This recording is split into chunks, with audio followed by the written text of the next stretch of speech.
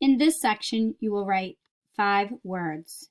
Remember, you can tap each word out and listen for all the sounds you hear. Also, think about the rules we learned in Unit 6. You will write all 5 words on the same line and separate each word with a space. Number 1, spoke. I spoke to Mr. Carty yesterday. Spoke. S-p-o-k. Spoke. Number 2, blaze. The firemen fought the blaze for hours. Blaze.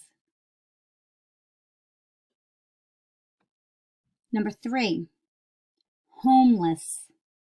We are collecting food for the homeless. Homeless. Write the base word, then add the suffix, homeless. Number 4, athlete. He is a very good athlete. Athlete.